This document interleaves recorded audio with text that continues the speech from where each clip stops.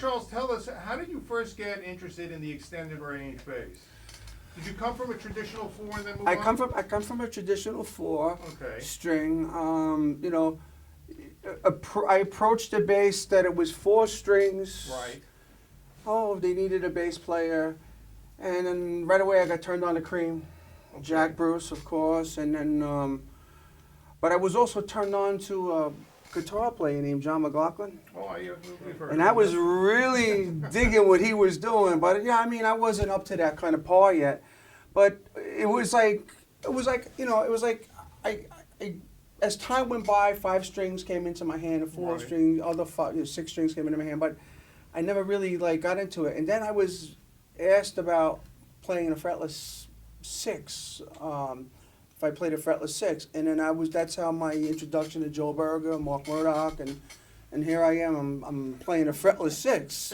Who asked you to play a fretless 6? No one's ever asked me. Mark Murdoch. He's asked me because he loved the way I played, and he asked me if I played a fretless 6, and I Okay. said, yeah, I play a fretless 6 because I just wanted to I wanted to be able to play on some of this stuff.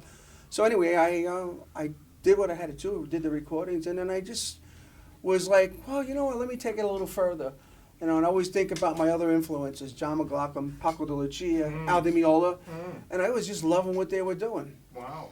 So I said, well, I like the acoustic thing. You know, I want to Okay. get into the acoustic thing. And then this came about, and this instrument came about. Wow. And do I use it to play like hard pump and stuff? Yeah, of course I could use it to play some hard pump and stuff. But it has a whole different. It's a whole different atmosphere.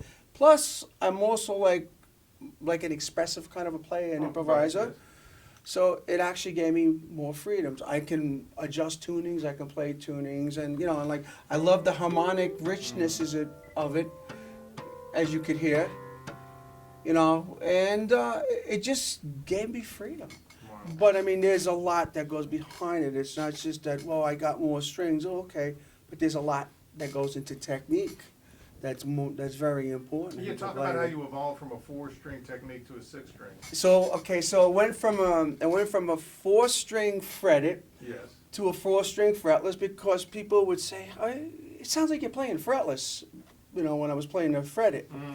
But I listened a lot to Jeff Berlin, so I got into that style. So then I switched to a fretless. Okay. And then I don't know. It's just, like I said, it's just something that just Well, you cite a lot of guitar players as influences. I don't think too many bass players come in and say John McLaughlin and Paco. Okay, well, yes. They say Jamerson Well, and Senny and Well, stuff done. my father when I was growing up as a kid, my father and his friends used to sit around and they used to sit in their little circle and drink their little wine and they used to play flamenco guitar. Oh, so you came from a... So I come from a very musical Oh, okay. family, but I always just got into that,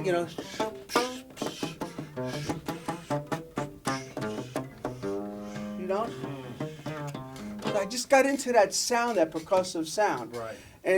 And like the John McLaughlin thing for me, like it was like kind of more of a spiritual thing because his music was taking me on a journey. Sure, yeah.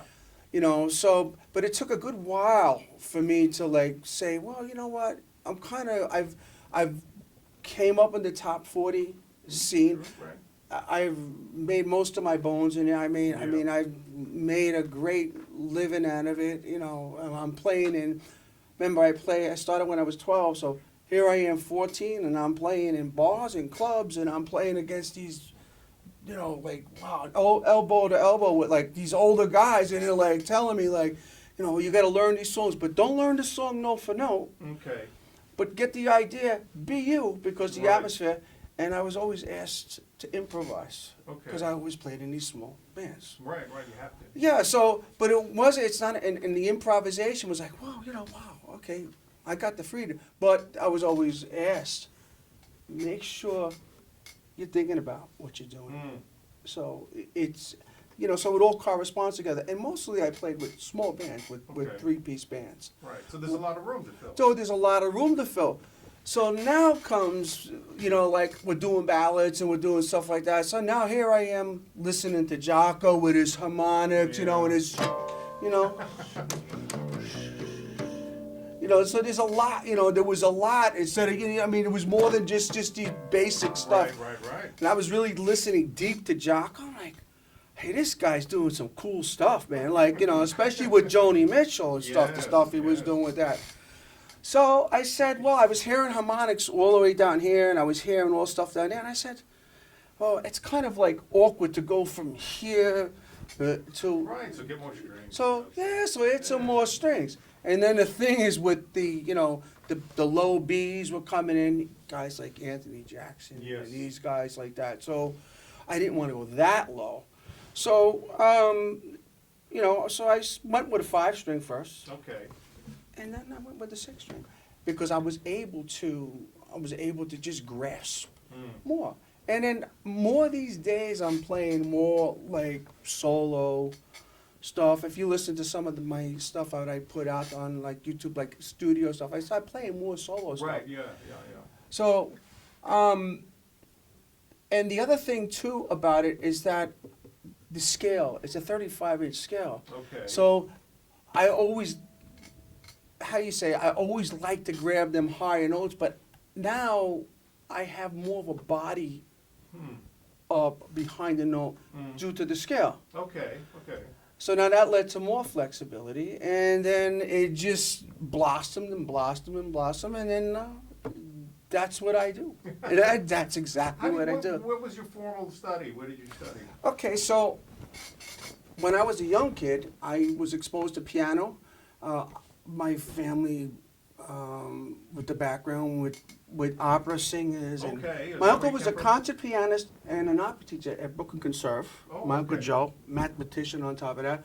I started playing trumpet when I was young. Oh, you did? Okay. Yeah. A lot of trumpet Yeah. players become bass. Look at this. Well, that also Oh, adds to the it's sound dynamic. too, Yeah, but the yeah. brassy sound that sometimes I have. That Yes, okay. So, and then piano was always in the house. Wow. So we were playing the piano, and then and then listening to my father. My uncles played clarinets.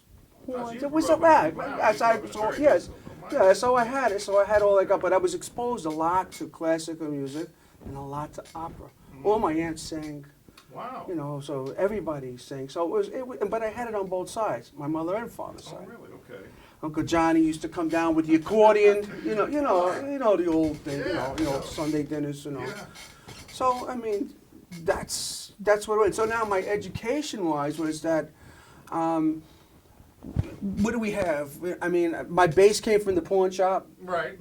Cost me $32. It was a Kimberly, a copy of a Beatle bass. Oh, okay. Strings like yo-hi, and That's how you learn. then when I finally conjured an amplifier, which I makeshifted some stuff, I only had a bridge pickup. Wow. Oh, so you were doing. So I was already at the bridge pickup.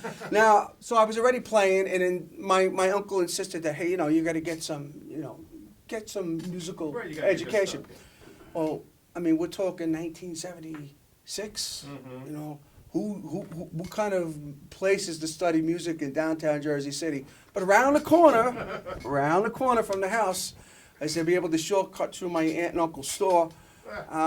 There was a music store called Dick Allen's School of Music, Okay. and Dick Allen was a pretty popular trumpet player. Okay. But there was an old guy, an old Italian guy, Al Gareffa, and he was the teacher.